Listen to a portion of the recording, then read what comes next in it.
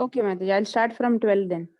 Hare Krishna, second canto, fourth chapter, verse 12. श्रीशुक उवाच नमः परस्मै पुरुषाय भूयसे सदुद्भवस्थाननिरोधलीलया गृहीतशक्तित्रितयाय देहिनाम् अन्तर्भवायानुपलक्ष्यवर्त्मने भूयो नमः सद्वृजिनच्छिदे सताम् असम्भवायाखिलसत्त्वमूर्तये पुंसां पुनः पारमहंस्याश्रमे व्यवस्थितानामनुमृग्यदाशुषे नमो नमस्ते वृषभाय सात्वतां विदूरकाष्ठाय मुहुःकुयोगिनां निरस्तसाम्यातिशयेन राधसा स्वधामनि ब्रह्मणि रंस्यते नमः यत्कीर्तनं यत्स्मरणं यदीक्षणं यद्वन्दनं यच्छ्रवणं यदर्हणं लोकस्य सद्यो विधिनोति कल्मषं तस्मै सुभद्रश्रवसे नमो नमः विचक्षणायच्चरणोपसादनात् सङ्गं व्युदस्यो भयतोऽन्तरात्मनः विन्दन्ति हि ब्रह्मगतिं गतक्लमास् तस्मै सुभद्रश्रवसे नमो नमः तपस्विनो दानपरायशस्विनो मनस्विनो मन्त्रविदः सुमङ्गलः क्षेमं न विन्दन्ति विनायदर्पणं तस्मै सुभद्रश्रवसे नमो नमः किरातहूणान्ध्रपुलिन्दपुल्कषा आभीरशुम्भा यवनाखसादयः येन्ये च पापा यदपाश्रयाश्रयः शुध्यन्ति तस्मै प्रभविष्णवे नमः स एष आत्मात्मवतामधीश्वरस्त्रयीमयो धर्ममयस्तपोमयः गतव्यलीकैरजशङ्करादिभिर्वितर्क्यलिङ्गो भगवान् प्रसीदताम् श्रियः पतिर्यज्ञपतिप्रजापतिर्धियां पतिर्लोकपतिर्धरापतिः पतिर्गतिश्चान्धकवृष्णिसात्वतां प्रसीदतां मे भगवान् सतां पतिः यदङ्घ्र्यभिध्यानसमाधिधौतया धियानुपश्यन्ति हि तत्त्वमात्मनः वदन्ति चैतत् कवयो यथारुषं समे मुकुन्दो भगवान् प्रसीदताम् प्रचोदिता येन पुरा सरस्वती वितन्वताजस्य सतीं स्मृतिं हृदि स्वलक्षणा प्रादुरभूत् किलास्यतः समे ऋषीणां वृषभः प्रसीदताम् भूतैर्महद्भिर्य इमाः पुरो विभुर्निर्मायशेते यदमूषु पूरुषः भुङ्क्ते गुणान् षोडश षोडशात्मकः सोऽलङ्कृशिष्टः भगवान् वचांसि मे नमस्तस्मै भगवते वासुदेवाय वेधसे पपुर्ज्ञानमयं सौम्यायन्मुखाम्बुरुहासवम् एतदेवात्मभूराजन्नारदाय विपृच्छते वेदगर्भोऽभ्यदात् साक्षात् यदाह हरिरात्मनः Hare Krishna. So far we have started with Canto 1, where we started with the prayer of Srimati Kunti Maharani. So now we will briefly speak about where we are. Today we will speak where we are now. So Bhagavatam is a description about the Lord's pastimes with different devotees. So it started with the verse Om Namo Bhagavate Vasudevaya. It is in the first canto. The first canto is describing how Bhagavatam came. So Kunti Maharani prayed when Krishna rescued Parikshit Maharaj from the womb of Uttara. Krishna was about to leave. See, the war, the Kurukshetra war was over. Krishna was about to leave Astinapur. He is planning to go to Dwaraka. So that time, Uttara came running towards Krishna, crying to protect her. So then Krishna protected her womb and Parikshit Maharaj. Then he is about to leave. Then Kunti Maharani prayed. And then Krishna stayed back for some time, and also they went. Bhishma Dev's prayer is before or after? Before, after. Then they went to Bhishma Dev because he was in the deathbed. Then Bhishma Dev departed from the world, and we saw his prayers also. Then everything is over. Krishna went back to Dwaraka. So those pastimes are there described in the Bhagavatam. That when he leaves, again some prayers are there. When Krishna leaves Astinapur ladies, they are all glorifying Krishna. That I didn't take up because we have so many other prayers, so I didn't take up that. Then when Krishna entered Dwaraka, again the residents of Dwaraka receiving him very nicely. After some time, the Pandavas, then everything went very well, and for some time they all ruled their kingdom. Then later Krishna um, departed for his own abode. The departure of Krishna is there, but he did one pastime that we all know, that he was all the the Dwaraka Vasis, they had a fight, and they all killed each other and they left. And for a long time there was no news from Krishna. So our Yudhishthira Maharaj sent Arjuna to see what is happening in Dwaraka. So Arjuna came to Dwaraka, but he didn't see Krishna. But the queens and other ladies, they were there, but one hunter came. So he couldn't protect these ladies, the Yadu dynasty ladies, all the queens, everybody. So they all jump into a well and they disappear from this world. And Arjuna could feel that he couldn't protect these ladies because Krishna left the world. So Arjuna lost all his strength. Though Arjuna could won the Kurukshetra war, and he was a good fighter, we all know, warrior. But unless he realized that unless Krishna's mercy is there, you may be great, but if he is not giving that strength, nothing will work. So Arjuna could understand that all his strength, all his fame or name or whatever he had is due to the presence of Krishna, due to the mercy of Krishna. That Arjuna could understand, and Arjuna saw that Krishna is not there in this world, material world. He disappeared. He could come to know.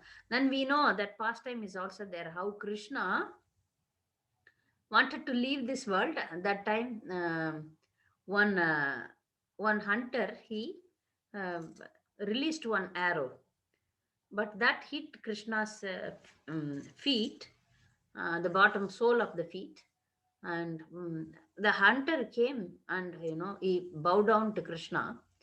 But Krishna said, yeah, yeah, now using this I want to leave. For non-devotees it appeared that Krishna left his body, because in future non-devotees, they will say that Krishna is a human being, and now also many are saying like that. So for them he made that illusion, but he was safe, nice. And then um, few devotees could see, then he left.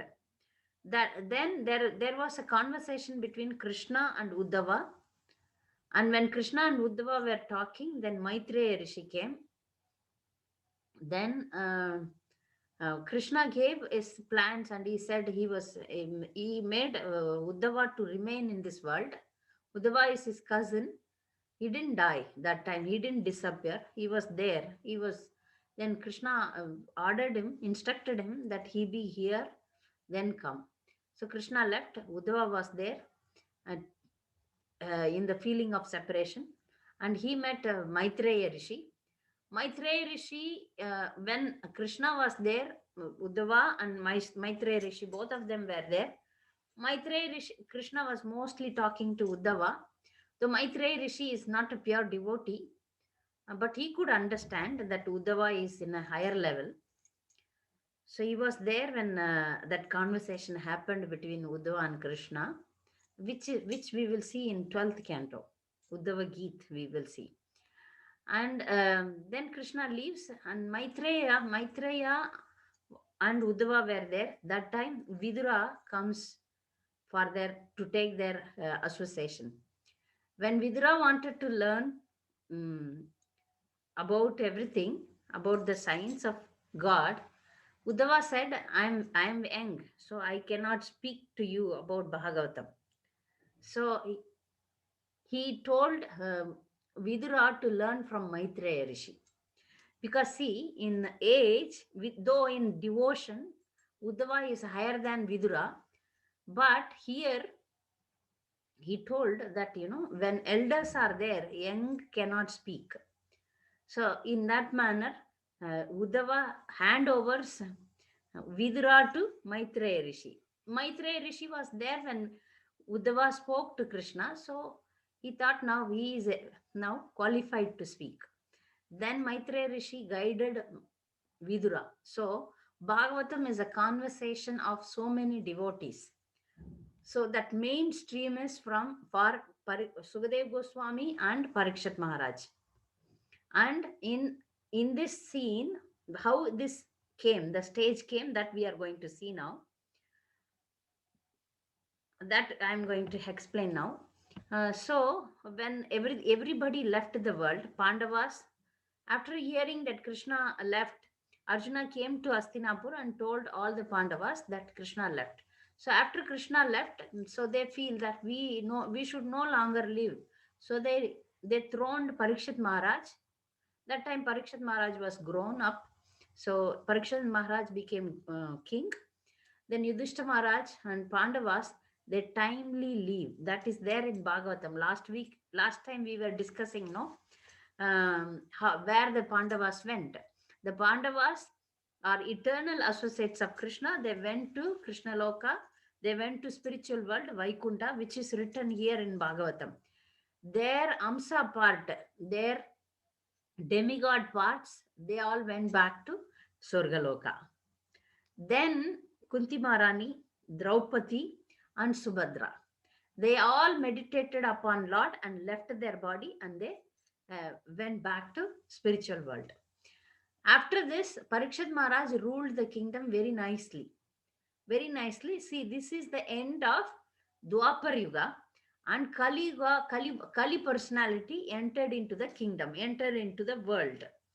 See, Kali Yuga, we know the symptoms of Kali Yuga. Kali Yuga is full of false, cheating, fighting, misunderstanding, all mistakes. So this is the last Yuga, and it has not good. So it has lots of problems in Kali Yuga. So Kali personality entered in the world. This he could see. Parikshit Maharaj could see that long chapters explaining about how Mother Earth is crying, and in the form of cow, Mother Earth is crying, and Mother Earth could see the Dharma is no longer is protected. So Dharma represented by a bull. So the bull lost all the three legs. So all the three legs, only one leg is standing.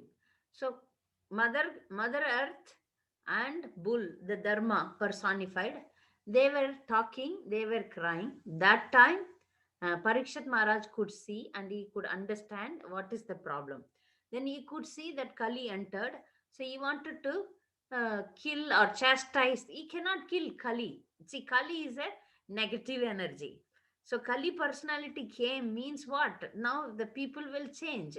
So now Parikshit Maharaj has chastised Kali personality, that saying that you cannot stay in my kingdom.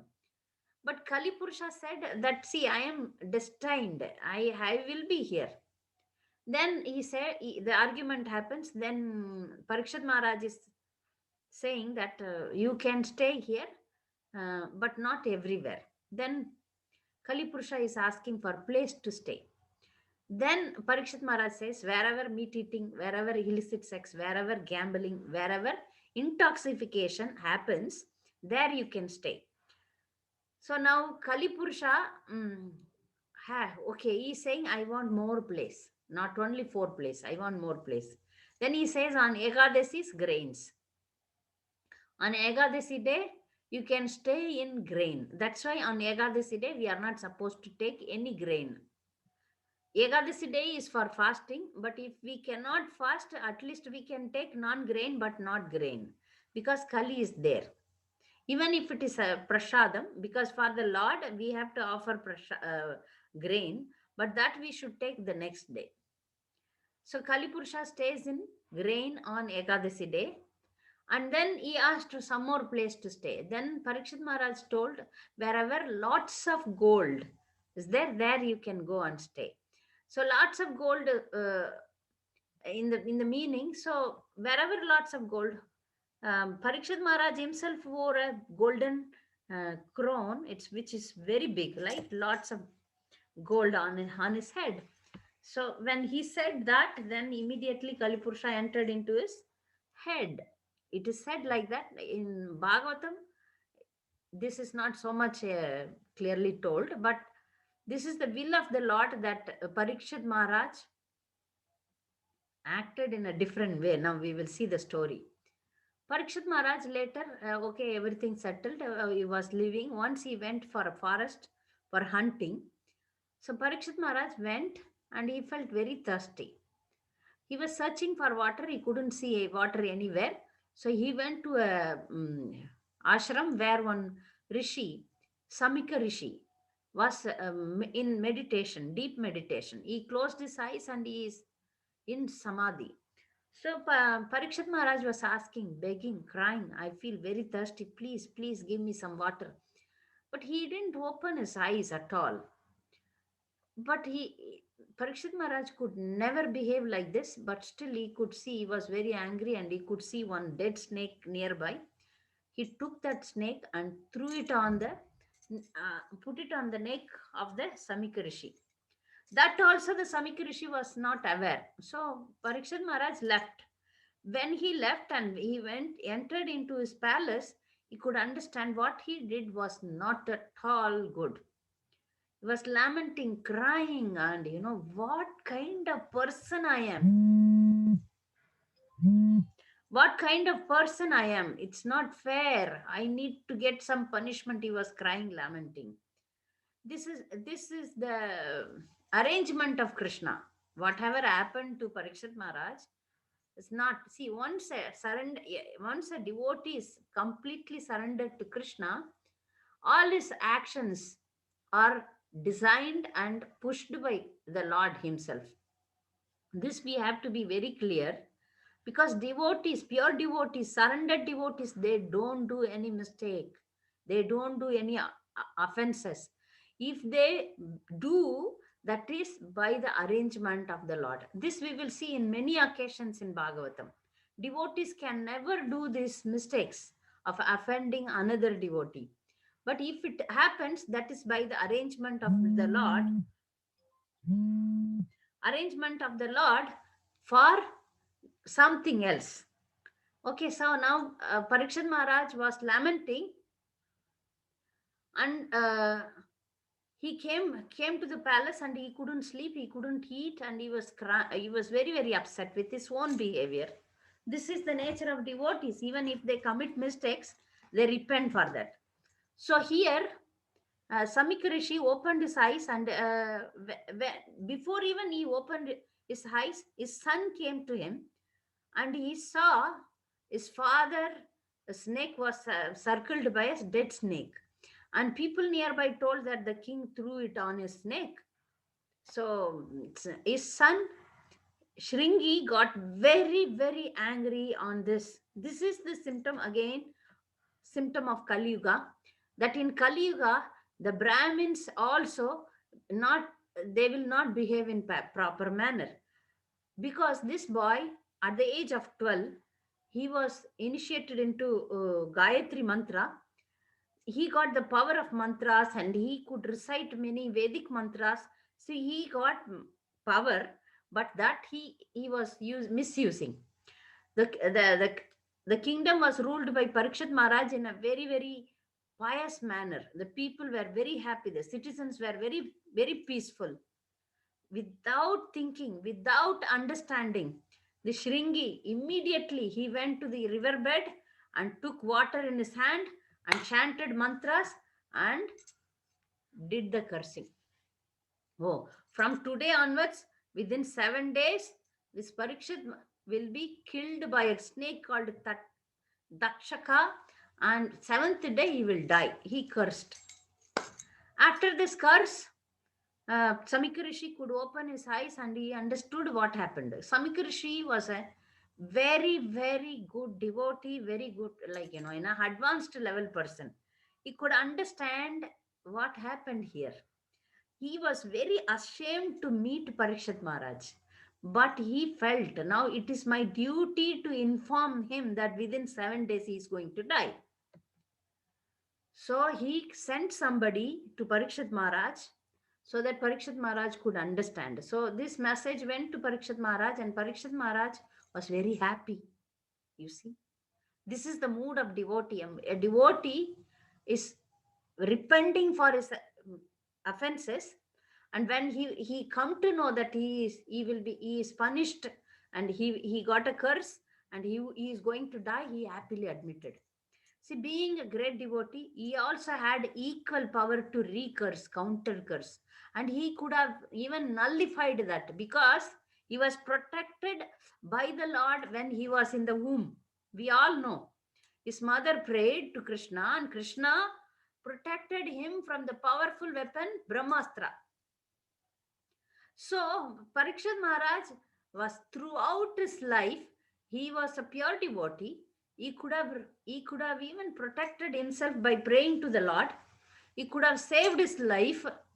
He could have fought with that Shringi. He could have killed him even before that, before a week. He could have went into the forest and killed that Shringi. He had all the rights. But see that verse, a beautiful verse is there in Canto 1. Now I am not able to recollect it. So the devotees, even if they are cursed, if they are killed, if they are offended, if they are insulted, they don't mind. Personally, if they are if they are offended like this, they don't mind. They tolerate. They tolerate. But if something happens to God, if somebody offends Krishna, if something happens to devotees, they don't tolerate. For that they fight. See, Parikshit Maharaj was a real Kshatriya. He protected the citizens. He did all well, all good for the citizens. But for himself, he accepted his mistake, and he accepted, okay, now this is the will of the Lord. This is the will of the Lord. I will accept the punishment. I will now only retire. He retired from the kingdom. He retired from all the wealth, and he left everything, and wore a simple, means only loin cloth, only. And then came to Ganges, banks of Ganges. Some say that it is Yamuna, some say that it is Ganges. He came to the banks of Ganges, and he was meditating. He was thinking that I need to do something. Now I have only 7 days. So see, this is internal connection. Those days there was no telephone or internet or anything to call somebody, or to take some guidance quickly, but it is connected internally. So the Lord could understand. The Lord is everywhere, in everyone's heart as Paramatma. He could, so that this was understood by his guru. His guru uh, is Sukadev Goswami. Sukadev Goswami story again we have to tell. For that only I extended this much. So Sukadev Goswami appeared there. So before this, Bhagavatam started with the rishis in Naimisaranya. Sukadev Goswami came here to teach Bhagavatam to Parikshit Maharaj. 7 days of hearing purified him, means he is already purified, but to bring Bhagavatam to the world, he came. Sukadev Goswami came. So he is now uh, he's now doing kirtan. He is now explaining Bhagavatam to Parikshit Maharaj.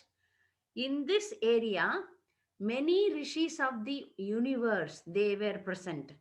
But you see, the beauty of Bhagavatam is all the rishi munis, they won't speak between these two. They are all silent listeners. They don't speak, they don't interrupt. They were all there, all rishis, Vashishta, Vishwamutra, Narada, Angira, all great rishis were present. And only Sukadev Goswami and Parikshit Maharaj were speaking, discussing. So now in this group, the Suta Goswami, who was present there, he went to Naimisaranya, and in Naimisaranya, lots of rishis were requesting Suta Goswami to speak. In that group also, There was Saunika Rishi, head of that, he who spoke, and Sutta Goswami and Saunika Rishi were conversing. So Bhagavatam has different conversations between personalities. Mainstream is Parikshit Maharaj and Sukadev Goswami, Sutta Goswami and Saunika Rishi, and Maitreya Rishi and Vidura. So the conversations are happening like this. So we will further see the, so in the first canto how Bhagavatam came, how Bhagavatam was recited, that is here. So now we will focus only on Sukadev Goswami. So Sukadev Goswami, this prayer I will explain next week, all this the descriptions about Sukadev Goswami's prayer. Sukadev Goswami is such a great personality.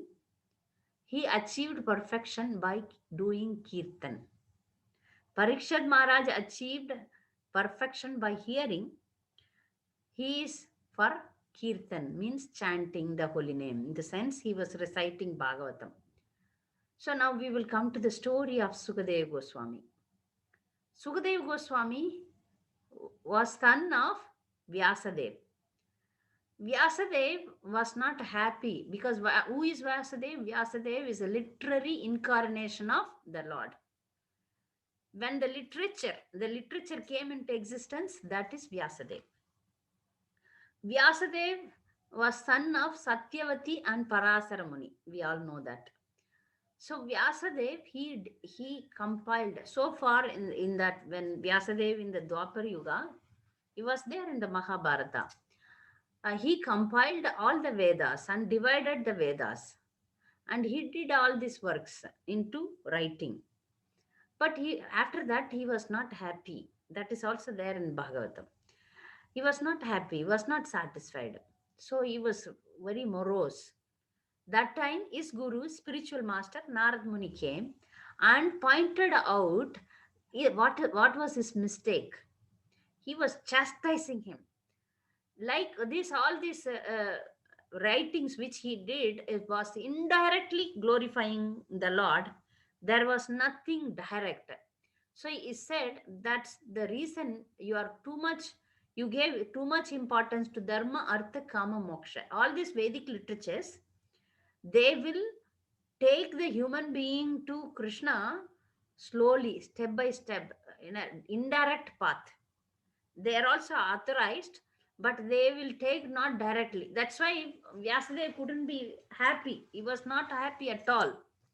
So now Narad Muni guided him to write Bhagavatam. Right? This is how he has this. He told Bhagavatam to his son Sukadeva Goswami. So when this happened, when his wife was pregnant, Vyasadev's wife was pregnant, the child was not at all taking his birth.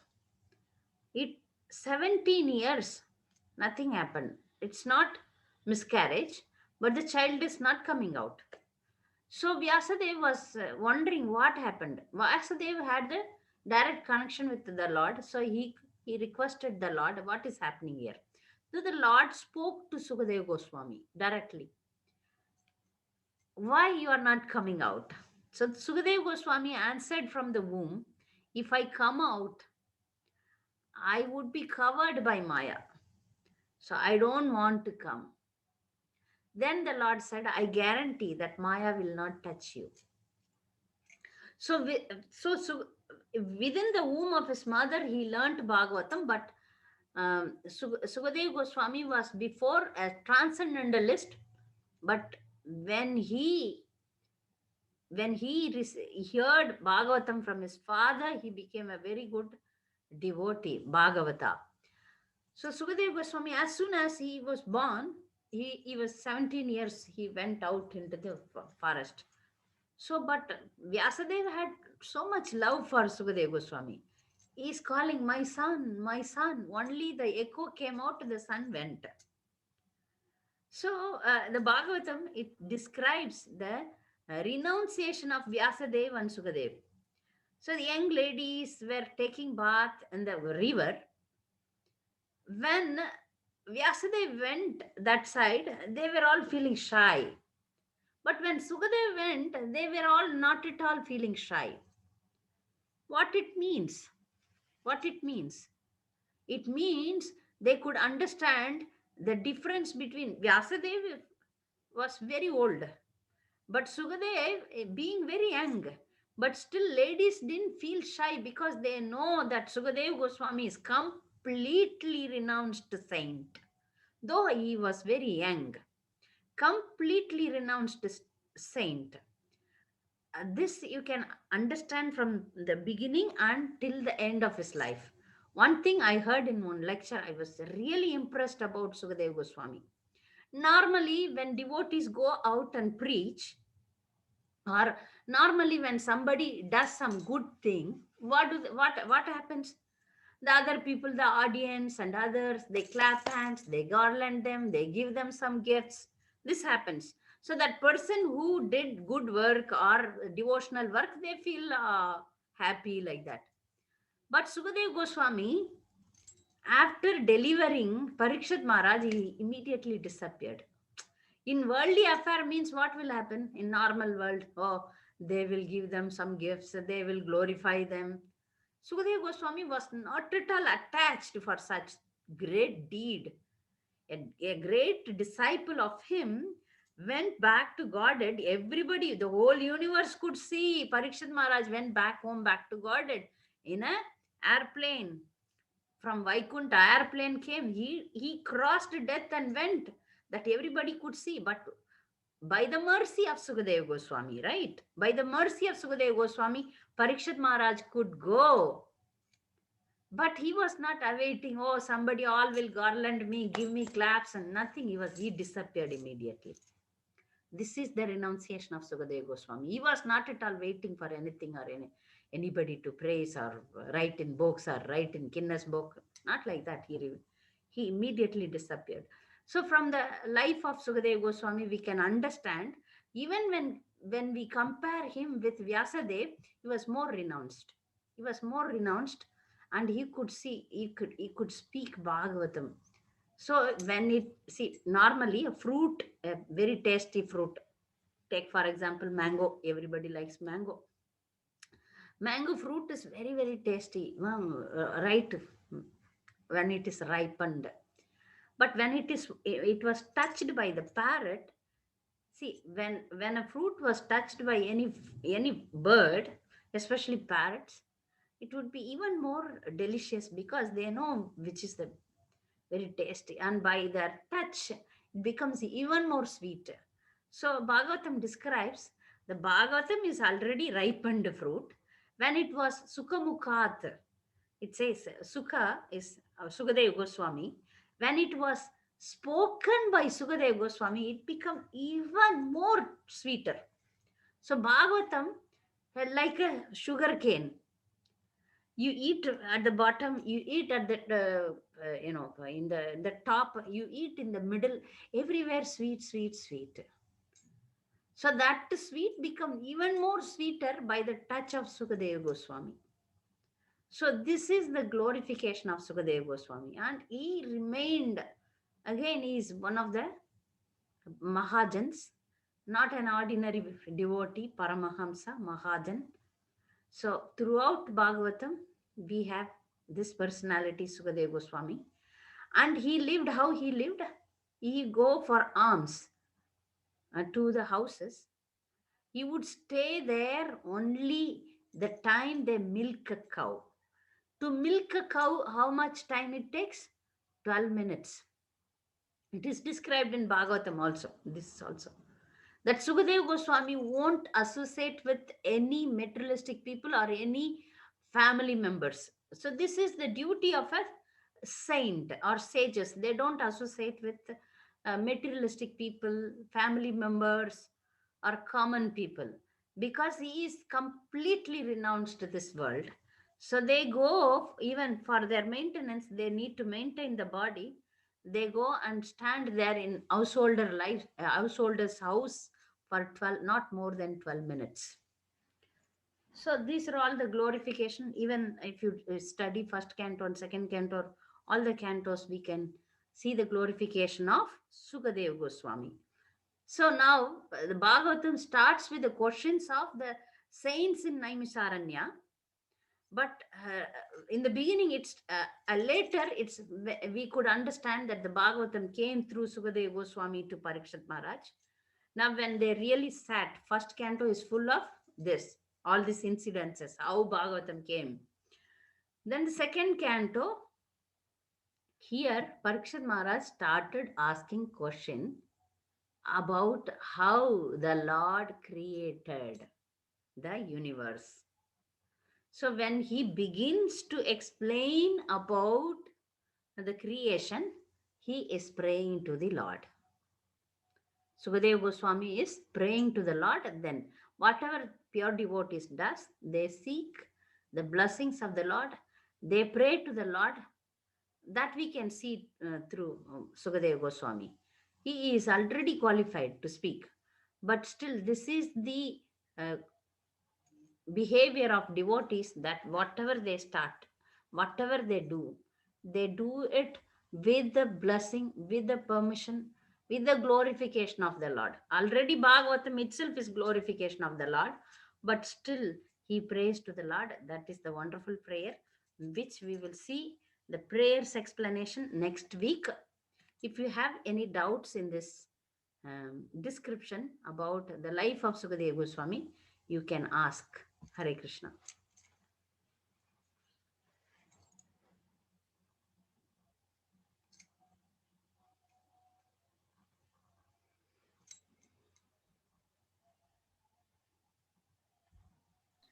Mataji, you were telling one section where the Hamsa part is going to heaven and Pandavas going to the spiritual world, Mataji. Hare Krishna. Hare Krishna, Mataji.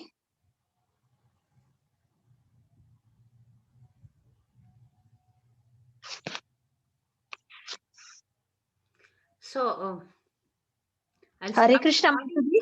Do you have any doubts?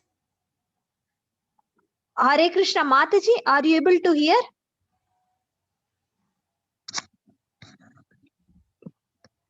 Mataji's other Mataji can hear? Which topic, under which topic this is coming, Mataji, in Bhagavatam? Yeah. When Pandavas timely retire, you can. Though, First canto, Pandavas timely retire. timely retire. That section. Okay. So in that section, it is clearly mentioned there. Okay, Mataji. Any verse, Mataji? Any particular verse? Okay, I can also see it, maybe. Yeah. Pandavas timely retire. Krishna's birth of Maharaja Parikshit. After that, Pandavas. It is chapter 15. Chapter 15. Okay. First canto, chapter 15.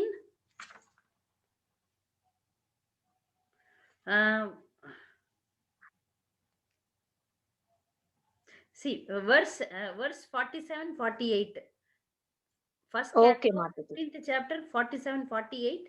Thus, by pure consciousness, due to constant devotional remembrance, they attained the spiritual sky, the abode of Lord Krishna, Goloka Vrindavana, with their pure bodies, devoid of their demigod portions, like Yamaraja in Yudhishthira, Indradev in Arjuna, Vayu in Bhima, okay, like that, etc. Okay. So Vidura Wonderful, left his Mataji. body at Prabhasa and returned to his original post in Pitraloka. Who is Vidura? Yamaraja. Yamaraja. He went to Pitraloka. It is mentioned here. So Draupadi and Subhadra became absorbed in thoughts of Lord Krishna and attained the same results as their husbands. Okay. Oh, okay, Mataji. Thank you, Mataji. So I again and again see Bhagavatam. We read and then forget. So for this class especially, Yes, again Mataji. I studied, because we have in Tamil group, we have completed this and we are in 5th canto. That's why it is said that we have to revive again and again. So for your class, I revived again. So it is there in Bhagavatam itself that Pandavas went back home, back to Godhead. They are eternal associates of Lord. and their demigod portions went back to demigods. Means some devotees are not single personalities. Like Advaita Acharya is a double personality in one body. That Vishnu also, and Mahavishnu also, and Sadashiva, Lord Shiva also. So, like Draupadi is 4 personalities in one body. So this Pandavas, they are all means 2 personalities like that. They are empowered. Their one part means one Amsa of Indra was there in Arjuna. So Dharmaraja, Lord Yudhishthira, Dharmaraja was there in Yudhishthira Maharaj, like that. So demigod portions, they went back to heavenly planets, and they went to Goloka Vrindavana, Goloka, spiritual world.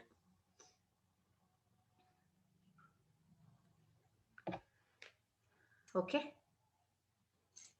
So we will see you again next week. Again, we will revive the prayers with Shraddha Mataji, and then I will, for half an hour, we will revive the prayers recitation in Sanskrit, and another half an hour I will explain the verses of today's means today's lesson, Sukadeva Goswami prayers. Okay. Any other doubts? Shall we end the class? Yes, Mataji. Yes. Very nice, Mataji. Thanks for all the explanations, Mataji. Okay. वाञ्छाकल्पतरुभ्यश्च कृपा सिन्धुभ्येव च पतितानां पावनेभ्यो वैष्णवेभ्यो नमो नमः. Hare Krishna. Hare Krishna.